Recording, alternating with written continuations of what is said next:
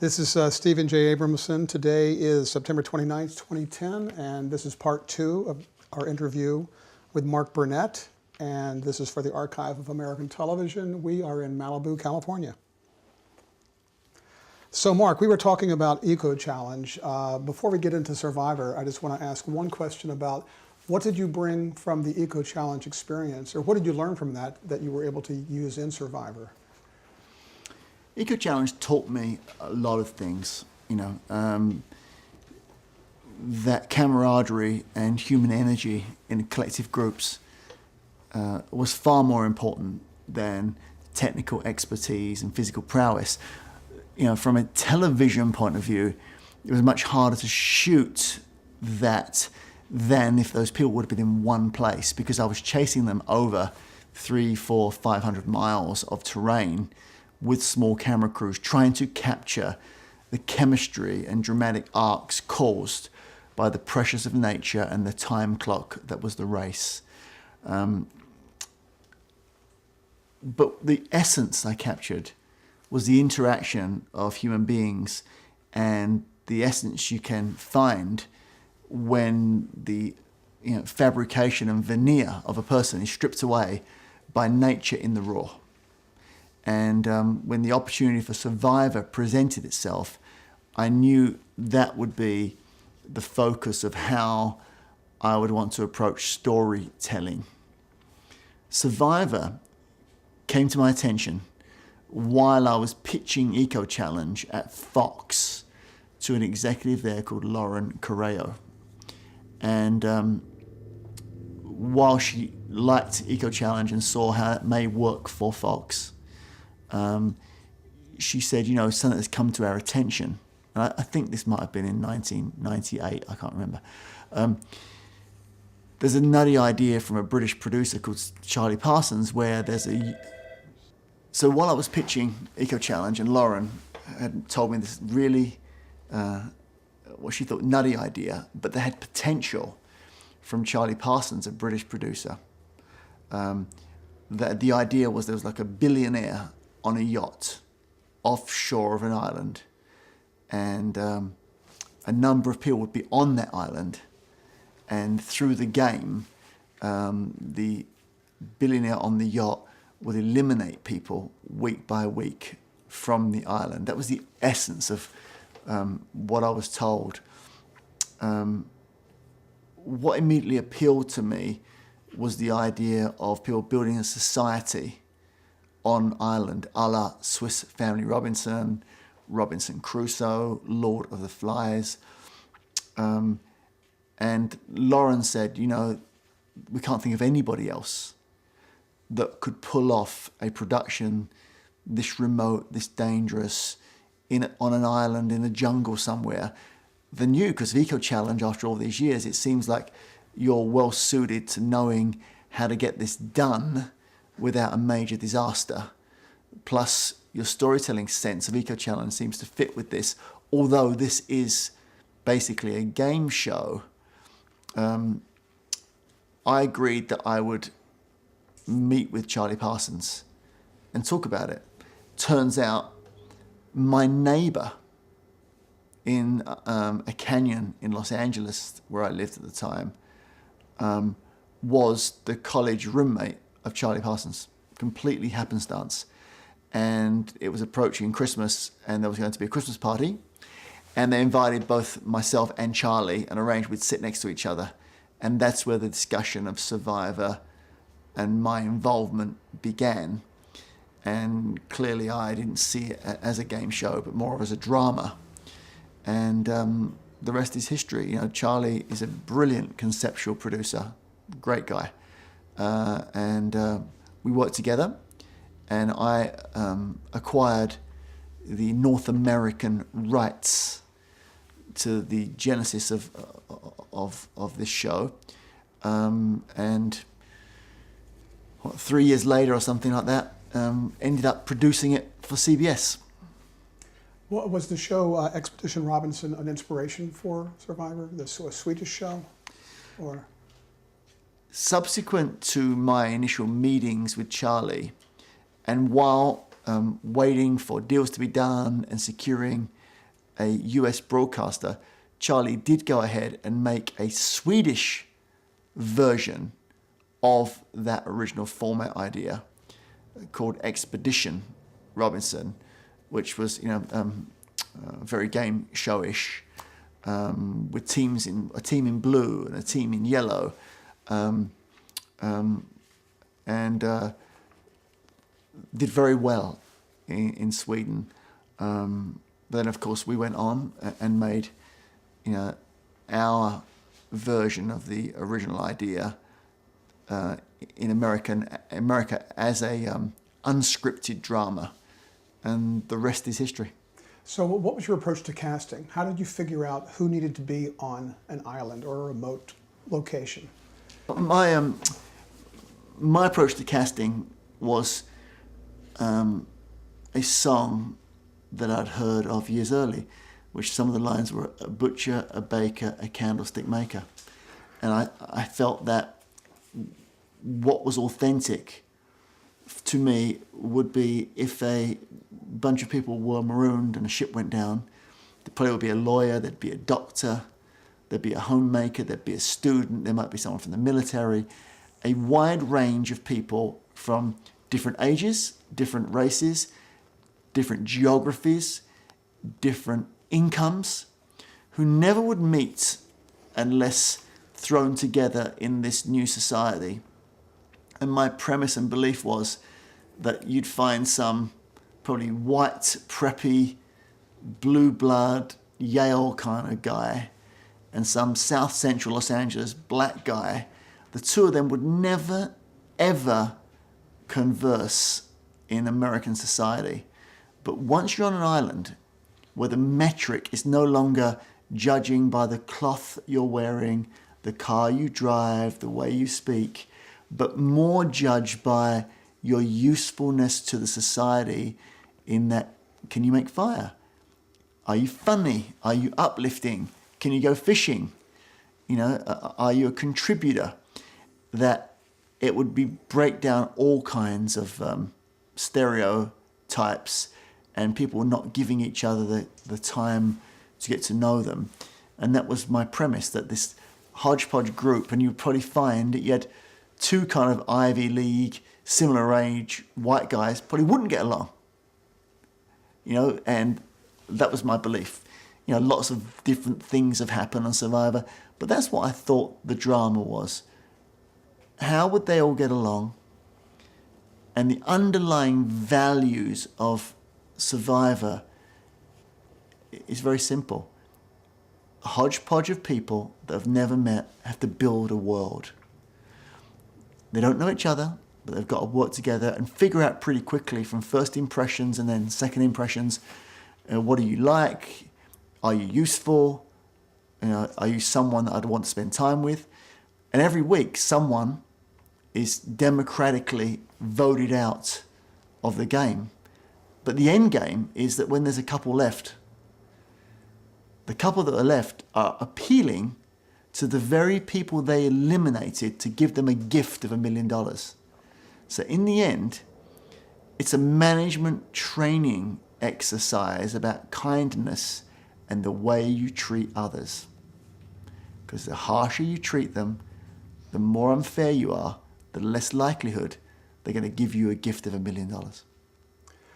The names of the tribes, were they based on any authentic names, or were they invented names, or have they been invented names? From season 1, the names of the tribes related to, in season 1, they related to areas of Pulau Tiga, which was an island in the region known as Borneo, which is in the country of Malaysia, near the city of Kota Kinabalu. And so the tribes were named after beaches, geographic beaches on that island.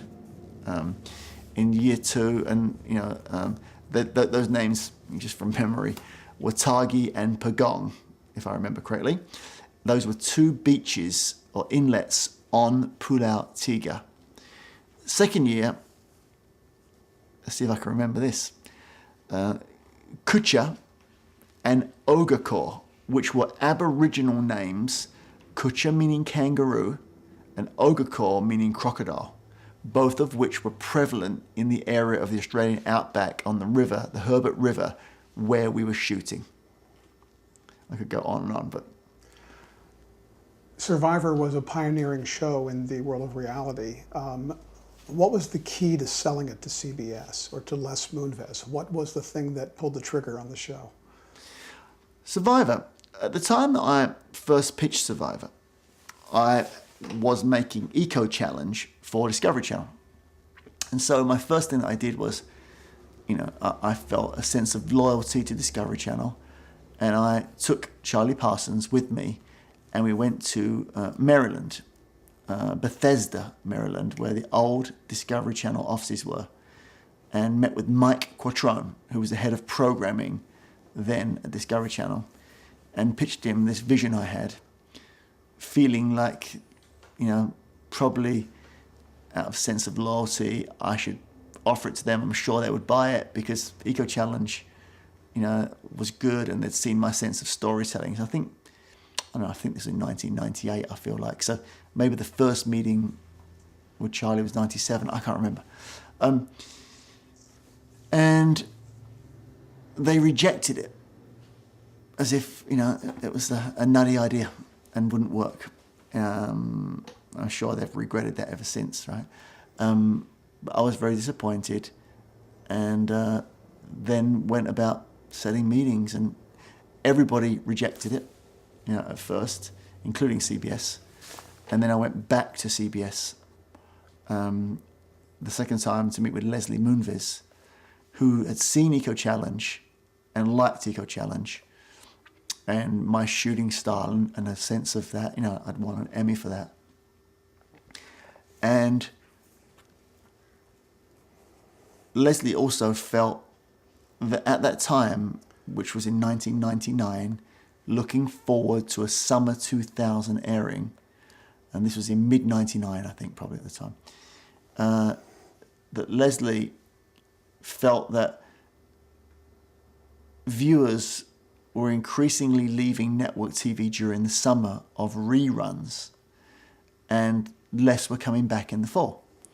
And if it continued, that was an alarming trend, which meant that rather than just do repeats, which were free, obviously, for the network, they should maybe spend some money and try some original programming in the summer.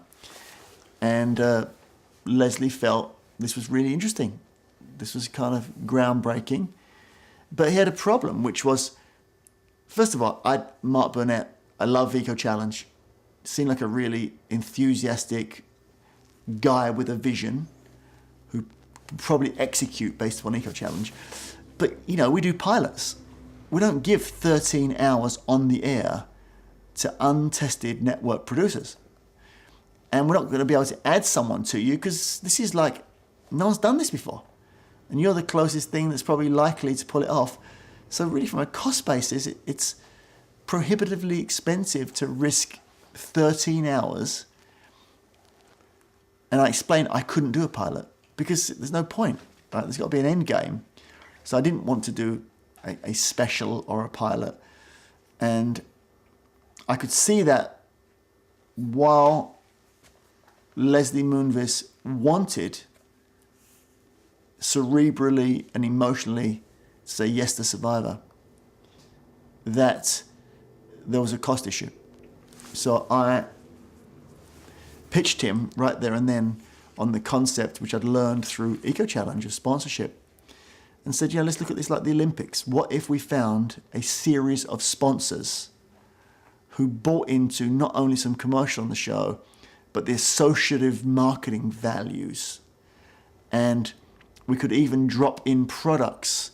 For example, if it was a cell phone, what is the value of a cell phone call home to someone after 30 days? The emotion of that would resonate.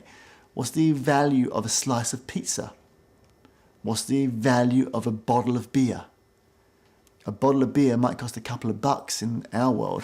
Could be worth $1,000, $10,000, $100,000 to a person on a desert island.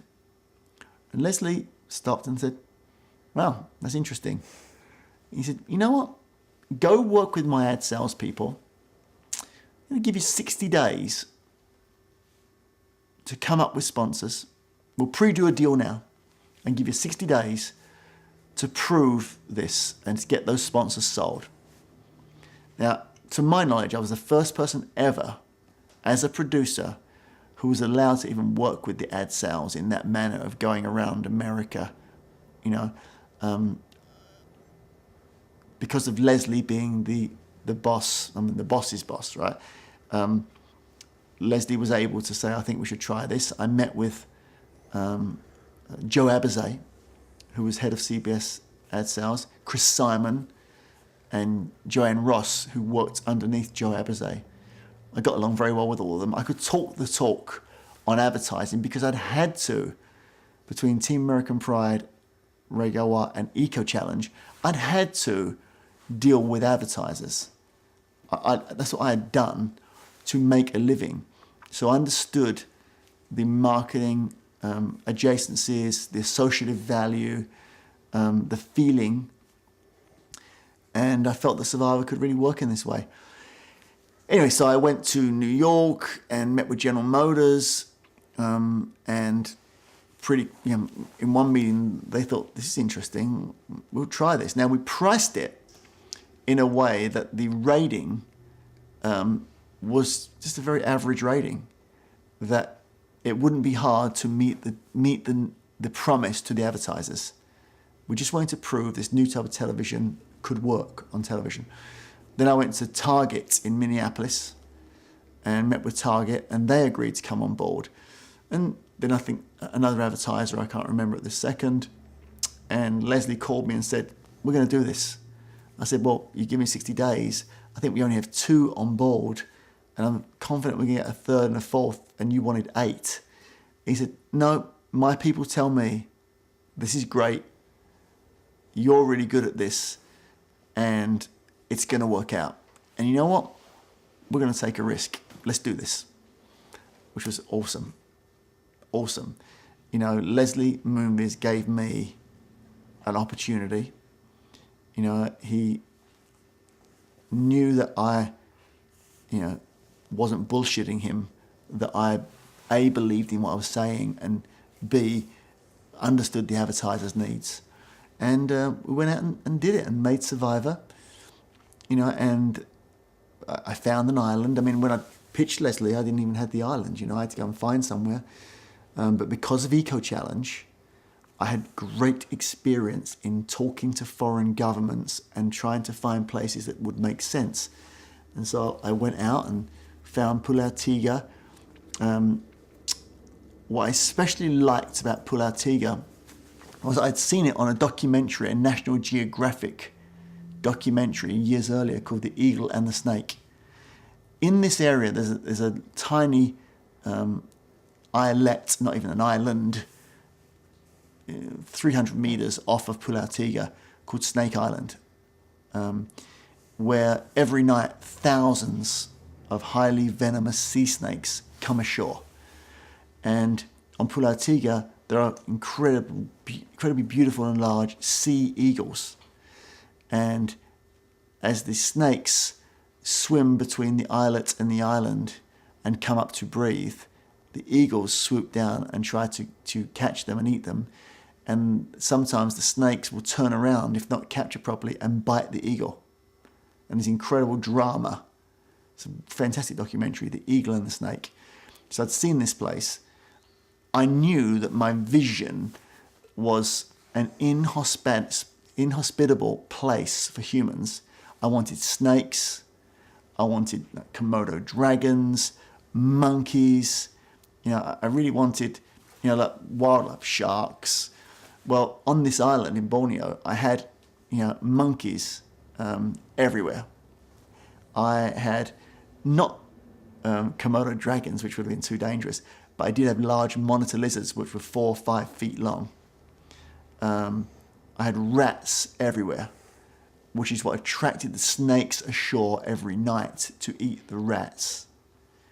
Eagles, sharks in the water, it was everything, you name it. It was epic on a level of any normal city slicker American would have been are you kidding? I'm going to live here.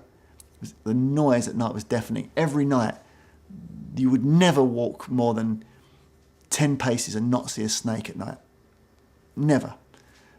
While you were sleeping, rats would crawl up your leg. Even the crew, while eating dinner in the makeshift shack we had, rats would be running across the floor every night. There would be 4-foot monitor lizards at the kitchen door all the time. Monkeys throwing things at you and jumping on the roof of the shacks where we lived. It was epic. So it was like, Heart of Darkness, but we were an eco-challenge crew and we didn't care. And it was in the moment, completely. And Jeff Probst, who I gave the job to host Survivor, was also a person in the moment and knew that we were making history and doing something that had not been done, because it was like method producing. It wasn't like a set. It was like organic.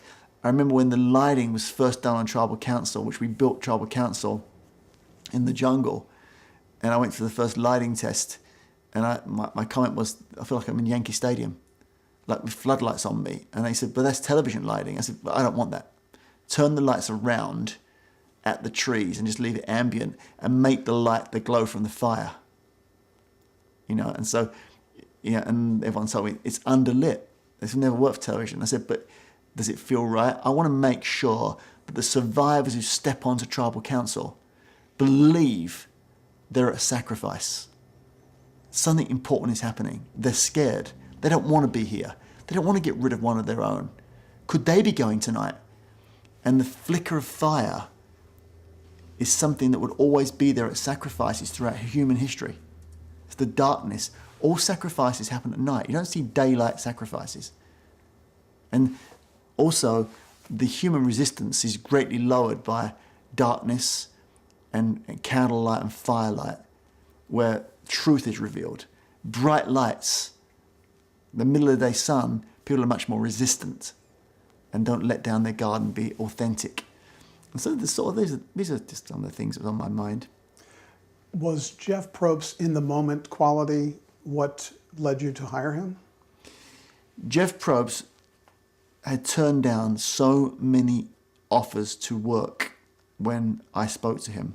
And I think, by the way, I feel Jeff Probst reached out to us initially when he heard about this in the newspaper. And Jeff was getting on a short list, narrowed down. I remember his agent sent me a tape of him interviewing Sandra Bullock, which was when he was at Access Hollywood, which was hilarious, and I just felt he had a great human quality. But what really caught me was he sent me a mock-up of press stories about him and Survivor once it was going to be a huge success, which was something I'd also done, which he didn't know. When I'd pitched CBS, I'd mocked up a Newsweek cover and a Time cover that was the #1 show on television. Jeff didn't know that, but Jeff did the similar thing himself. So that was a sign to me. And Jeff demanded he wanted the job. I then had an interview with Jeff, and I spent 45 minutes of an hour telling him why he couldn't do this and shouldn't do this job. Because there was no babysitting for some star. He might live in a tent, might not get much water or food, get bitten by bugs, chased by snakes. It's going to be a crappy job if you want to be in LA. And if you want to be Indiana Jones on the edge of it all, and dirty and bug-eaten, and live in the moment, like really live in this, not just hosting a show, but living in the experience, then you may want to do this. But otherwise, there's something you're not going to want to do, because this is not how I do things. And he didn't say a word. He listened for 45 minutes and then started laughing. So I've been here for 45 minutes. I haven't said a word yet. I really want to do this. I said, okay, I'm going to put you on the short list. So I went to Leslie Moonves. I'd found 2 people that I believed in. And Jeff was one of those 2. And the other was Phil Kogan, who went on to become the host of Amazing Race. And I presented both to Leslie and looked to Leslie Moonves for his advice on who to choose. He looked at DVDs of both of them. He met both of them. And then he and I were alone. And he said, who are you hiring? And I swallowed. I thought, isn't he going to make this choice? He's actually having me make this choice. I'm hiring talent for a network show. I thought the way it worked is CBS would tell me once I'd narrowed it down. He said, your show, buddy. Who are you hiring?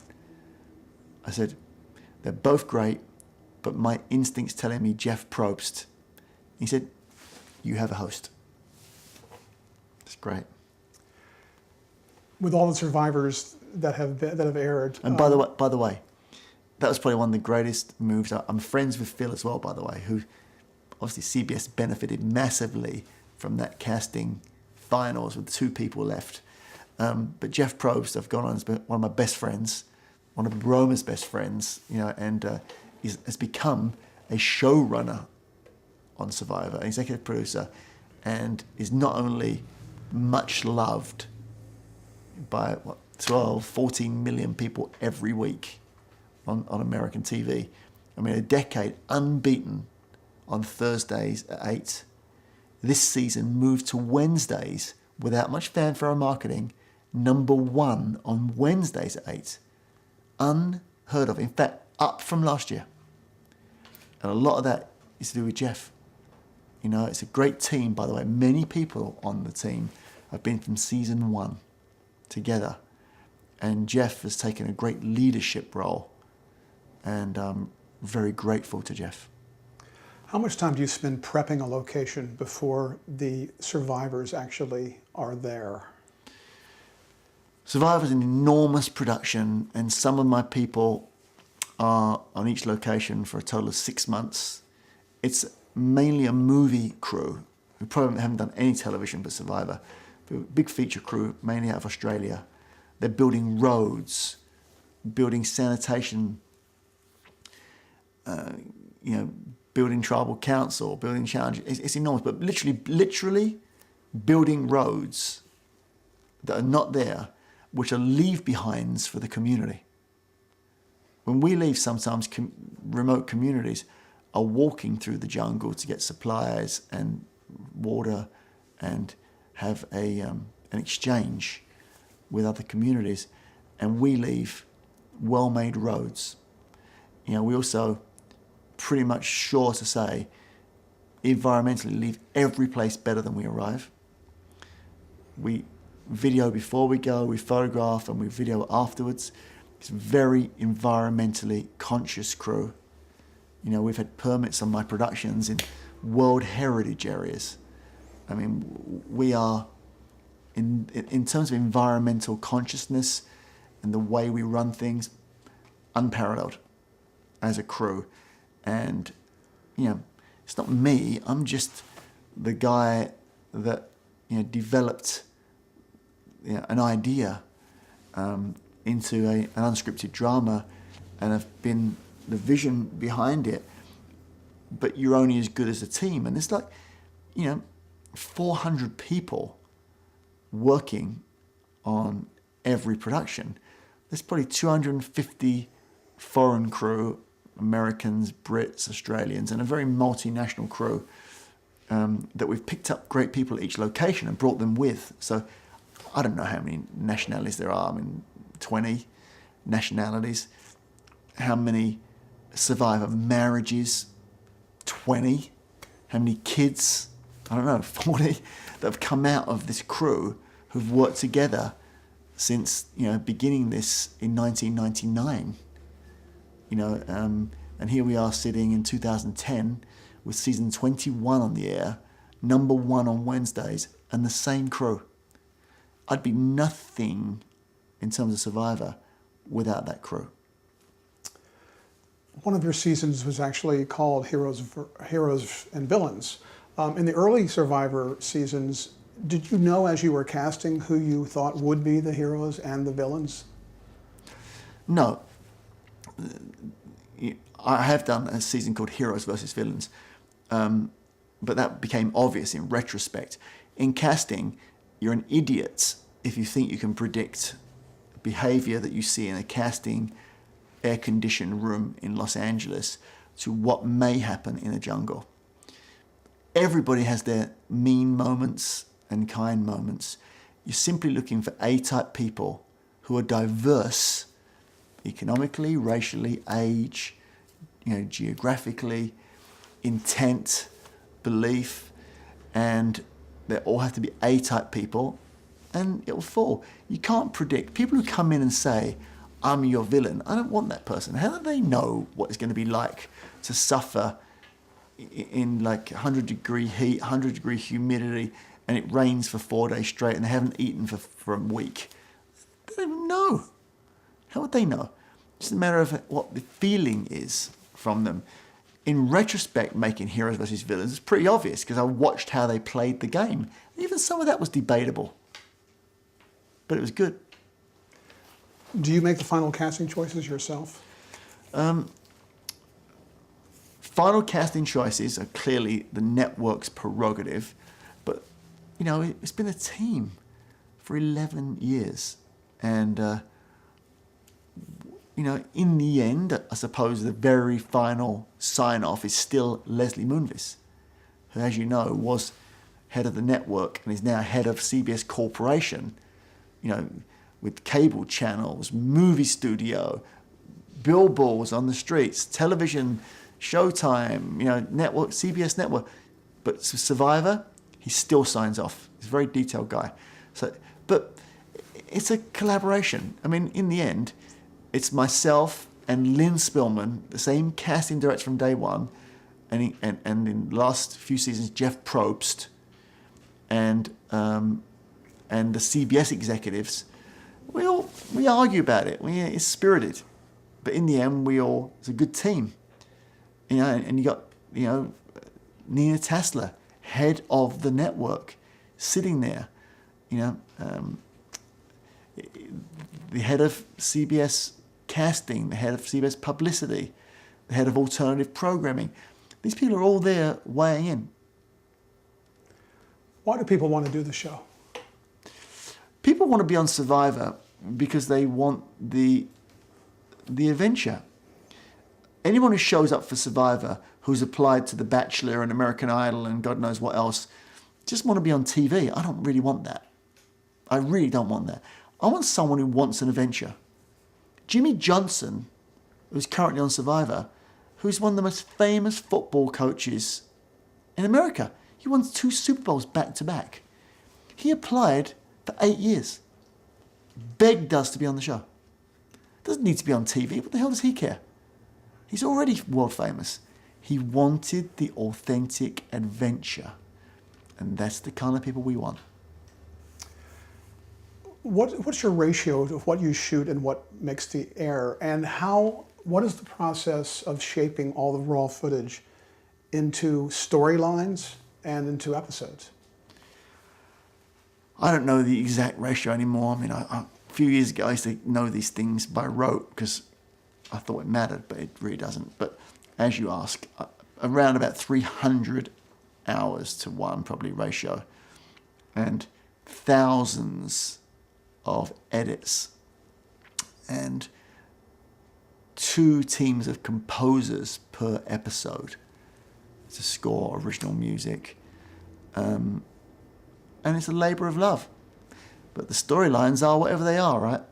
It's a pretty simple way of doing it. An episode ends, someone's gone. What was their journey?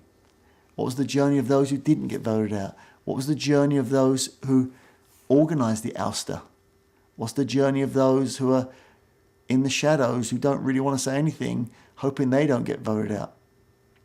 It's just a journey of people. And you can't predict it. If you have to either reshoot something or pick things up, is that all done in the moment? That is when things are set up? I mean, if you want to get just for the production value, is everything done at one time, or do you have to go back? That's a ridiculous question. Do you have to go back sometimes? That's a ridiculous question, because you know that we never do that. Everyone knows that.